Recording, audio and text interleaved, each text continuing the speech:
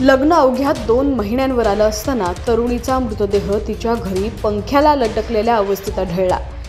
नेहमी आनंदी जगणाऱ्या मोहिनी बालाने आत्महत्या कशी केली असा प्रश्न कुटुंबियांना पडला। तिचा मोबाईल चेक केला असता त्यात अनेक खुलासे झाले। रात्री 2 वाजेपर्यंत चॅट करत बसलेल्या मोहिनीने सकाळी गळफास कसा घेतला याचा उलगडा मोबाईलवरून झाला। रांचीतील मोहिनी नावाच्या तरुणीच्या आत्महत्या प्रकरणी पोलिसात गुन्हा दाखल झालेला आहे। संपूर्ण प्रकरण काय आहे पाहूया। त्याआधी तुम्ही जर चॅनलवरती नवीन असाल आणि अजूनही HPN मराठी न्यूज चॅनलला सबस्क्राइब केलं नसेल तर नक्की सबस्क्राइब करा आणि बेल आयकॉनवर क्लिक करून नोटिफिकेशन्स मिळवा। हीच बातमी तुम्ही फेसबुकवरती पाहत असाल तर आमच्या HPN मराठी न्यूज या फेसबुक पेजला देखील नक्की फॉलो करा। मोबाईलमधून अशी माहिती समजली की तरुणीला ब्लॅकमेल करून तिला आत्महत्येसाठी प्रवृत्त करण्यात आलं।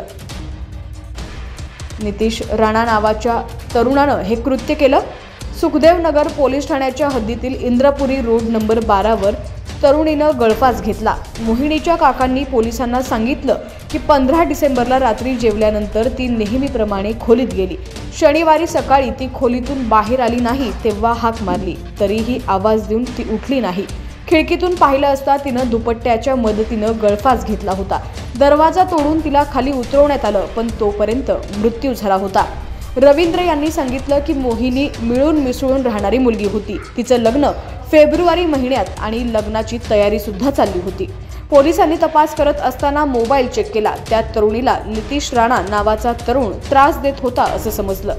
लग्न करू नये यासाठी दबाव टाकत होता आणि असं केलं तर तू आत्महत्या कर असं देखील तिला आत्महत्येसाठी प्रवृत्त करण्यात आलं। रात्री उशिरापर्यंत नितीश राणा तिला त्रास देत होता। शुक्रवारी रात्री 1:50 नितेश मोहिनीसोबत चॅटिंग करत होता। नितेशमुळेच मोहिनीनं आत्महत्या केली असावी अशी शंका व्यक्त केलेली आहे।